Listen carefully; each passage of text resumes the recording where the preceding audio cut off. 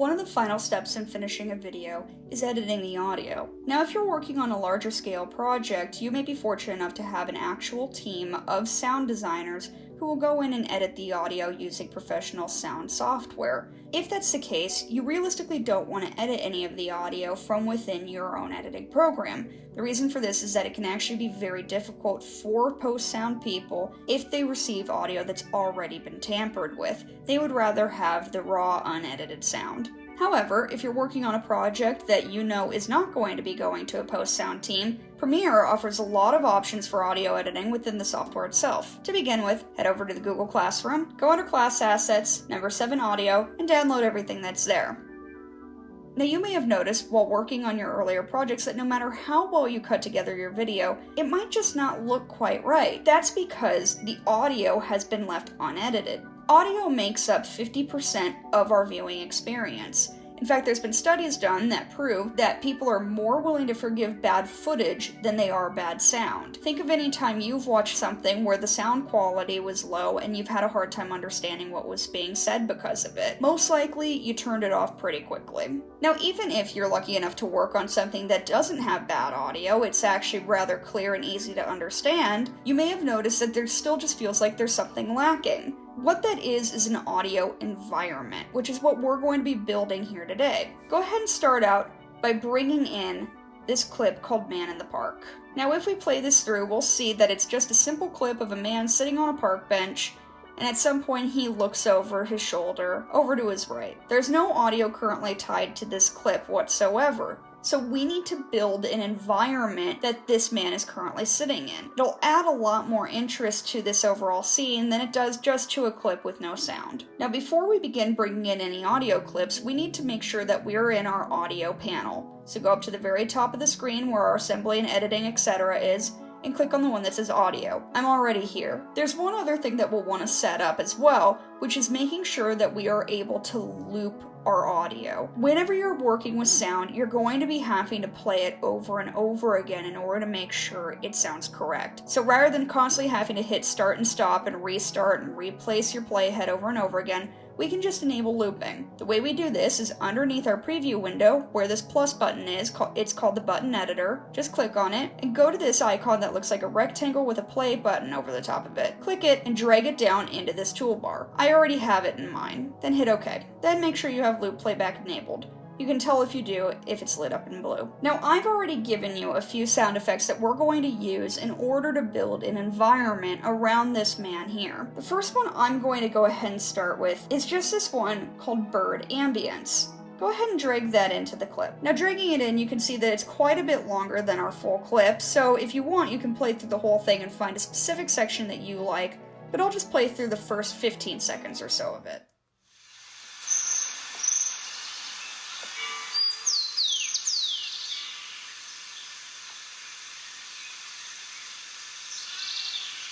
It's automatically more interesting, but it doesn't sound quite right. I don't entirely buy into the idea that this audio actually belongs with this clip. So, to fix that, go ahead and click on the audio. As soon as you do, you may notice that underneath this essential sound panel, we have a couple of options that light up: dialogue, music, sound effects, and ambience. For this one, I'm going to choose ambience. Ambience has to do more so with an overall sound, let's say restaurant interior, or bar interior, or in this case, birds chirping in an outdoor scene somewhere. Whereas sound effects have to do with more specific sounds, like some of the ones we'll be using later on. So go ahead and click on ambience. As soon as we do this, you'll see that we now have some presets. If we click on it, we see that we have the options focused, from outside, room tone, and wide and deep. I would play through each of these in your own time, but I'm going to use this one here called wide and deep. Now I'm going to go ahead and play this clip, but to make sure that I'm looping, I need to set an in and an out point at the beginning and end of it.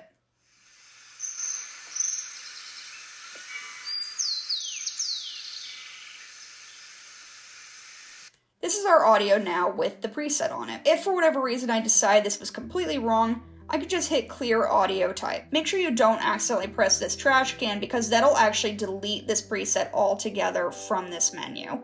So instead, hit clear audio type. That's it without. And that's it with it. It just softens out the sounds a little bit. Now right now, if we look underneath this, we see we have a few options. Right now, underneath this Creative tab, right now we have Reverb turned on. Reverb is basically a small echo. Think of any time you've been in a room that has a lot of hard surfaces in it and you can hear your voice bouncing around a little. That's Reverb. We want that turned on because when you're in an outside environment like this where things are far away, the sound is going to take a little while to travel. Underneath that, we can see that we have a preset for large room ambience. This isn't correct. We can see that we're outside, so instead I'm going to choose this one called outside ambience. If we wanted to, we could also raise or lower how much this preset was actually affecting our sound. I'll try bringing it up and down for you to hear.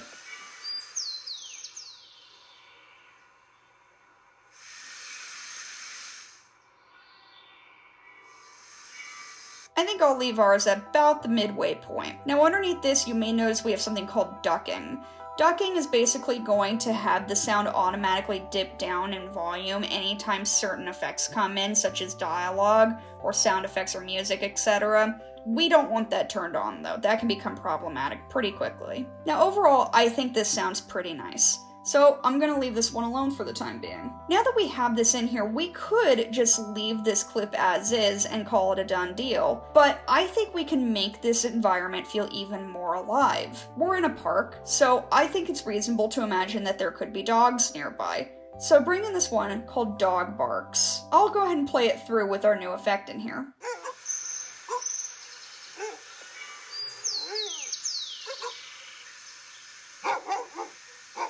Now there may be times while we're editing where I only want to hear one effect. Maybe I only want to hear the dogs without hearing our ambience in the background. If that's the case, just hit solo, which is the S button on our audio track. Now this clip is a good example of a sound effect because it's one specific thing. It's just a singular dog that we're listening to. So I'm going to go ahead and hit sound effects for this one. And I'm going to set a new out point at the end of this clip so that I don't have to deal with all this extra space over here. Now I'll go ahead and play through. Now with sound effects enabled, we see that we have some different options underneath our preset. We have explosion, from outside, from the left, from the right, in a large room, make close up, make distant, and make medium shot. I'm going to choose make distant for this one. Let's take a listen. I like how far away it sounds, but I don't like how much reverb's on there. Right now I can see the preset is set to heavy reverb. I'm going to switch that to outside reverb instead. It's still a bit too much for me, so I'm going to lower the amount. That's better in my opinion. So what's odd about this clip though, is that this sound sounds like it's coming from directly in front of him. The reason for this is because it's coming equally out of both speakers. If you're using headphones, listen to one speaker with this playing and then listen to another with it playing, and you'll notice that the dogs sound like they're coming out of both sides equally. This isn't realistic. If we were actually in this environment, they would be coming from one side. What we need to do is we need to do what's called panning, which we can see right down here at the bottom. This is also available to us in our effects controls, which we've been using all along in previous videos. Go ahead and enable panning, and for me, I want it to sound like these dogs are coming from the far left, so it'll only come out of my left speaker. And now I'll play it through. That is already sounding much more realistic to me. But one thing that's bothering me is that right now, this clip is all just kind of tied together. There's not a whole lot of separation between the barks. So, just like everything else we've been editing so far, I can cut up this clip and move it around. So now there's just a little bit more space in between each of those dog barks. In fact, I could even get rid of one or two if I wanted to. And now I'll play it.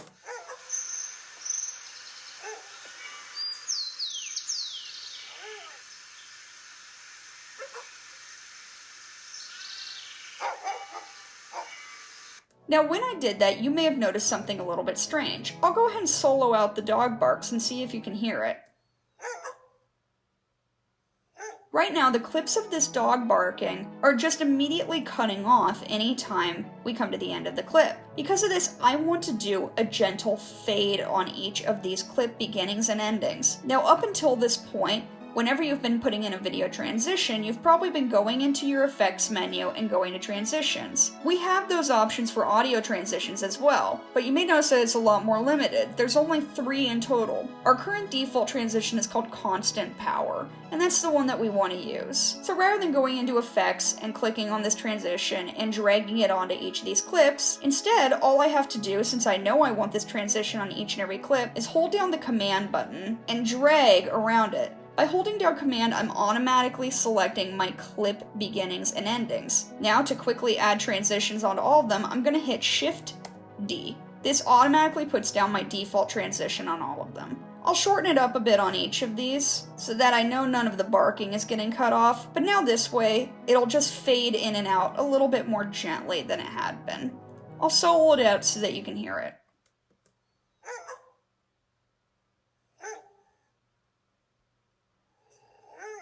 So now our clips are no longer just jumping in and out. So now that we have some stuff happening in our left speaker, I want to make some things happen over in our right speaker. So I'm going to go ahead and grab this clip called Clock Tower and drag it in. Let's go ahead and listen to it on its own.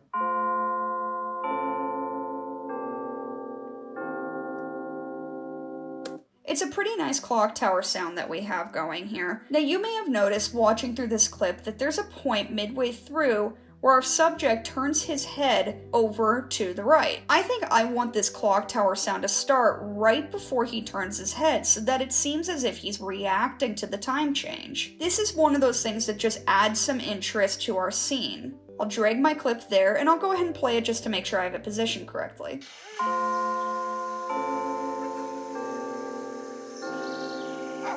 That's pretty good, I think. So now I'll just cut it there and delete that end bit. And just like before, since this is a sound effect, I'll go ahead and head over to my sound effects. I'll set my in-out points around this clip, and I'll try putting on Make Distant again.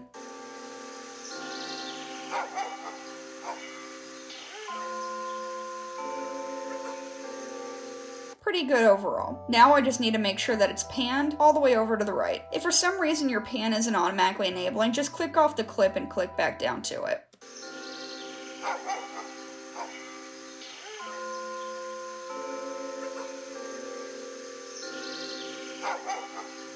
I'm really liking how this is sounding so far, but one thing I am noticing that I'm having a problem with is how loud these dogs are. I want to turn them down a little bit. I want to adjust the volume, and for this I'm going to head over to Effects Controls. Under Effects Controls, we have this option for volume. In order to adjust the volume up and down, we'll need to go to where it says Level. Now you may have noticed that we have this option to keyframe our volume. I might go ahead and use that, make it sound like the dog is getting further and further away from our subject over time. In order to make my life easier, I'm going to delete out these other clips I have of the dog where I broke it up, and I'll just go ahead and extend it out its full way again, just for the time being. I'll make sure I have my first keyframe set up at the top, and then I'll set one for the very end, and I'll make it maybe -25.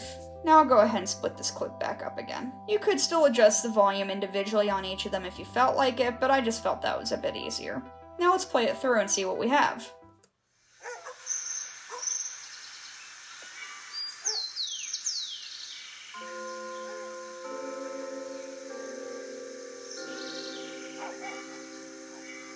So far, this is sounding pretty interesting to me. I'll lower down the sound of my bells a little bit, maybe make it a -10. That's better.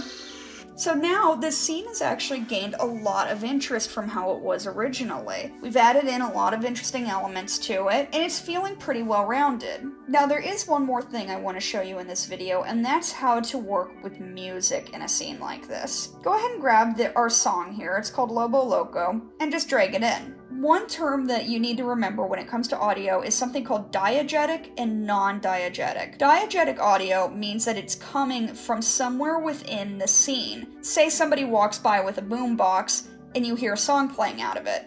That would be an example of diegetic audio, or a cell phone ringing. That's diegetic. Something that is non-diegetic would be something that is coming from outside of the scene. So anytime you hear score in a movie, that is non-diegetic. Let's listen to this with the music dropped in without editing it at all.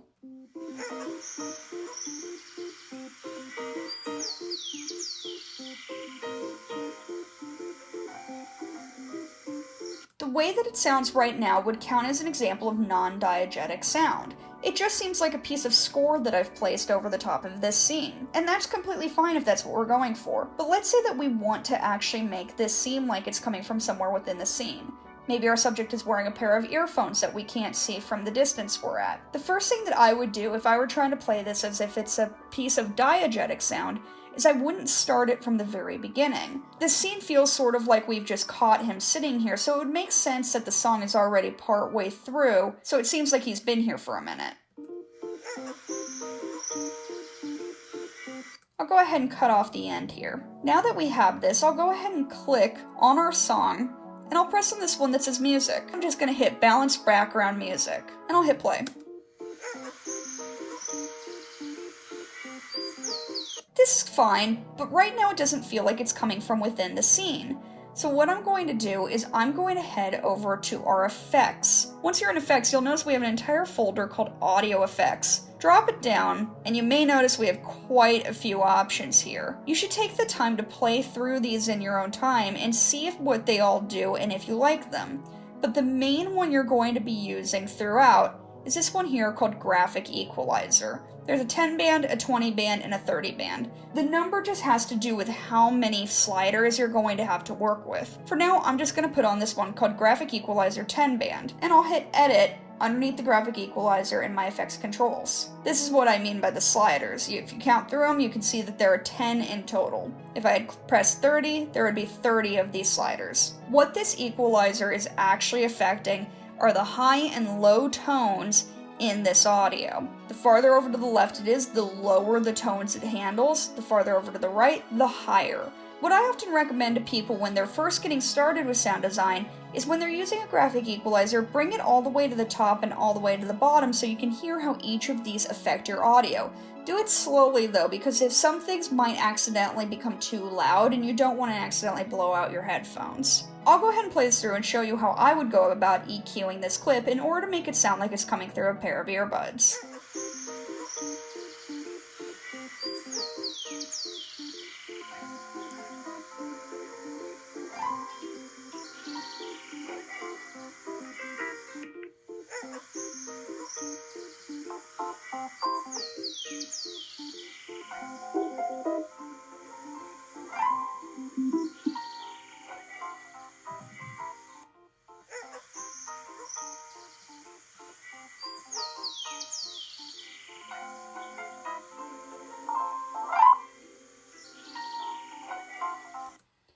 And there we have it. Everything over on the high end I raised up higher so that you would hear some more of those high tones.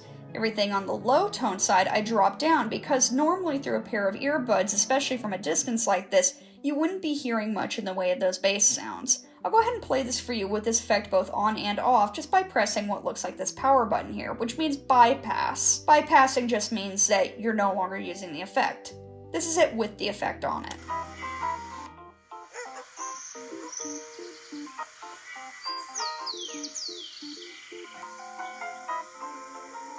Now all I need to do in order to make it sound like it's really just coming from a pair of earbuds is turn it down a bit. I'll drop it to maybe a -15.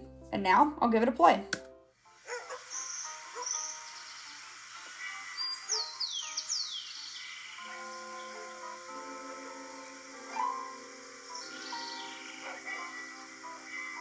And there we have it. You have a scene with unique sound effects coming from both the right and left. We have music, we have multiple sound effects, we have a continuous background in there. And when we play it through, it's pretty believable that this is where this person actually is and this is what he's hearing.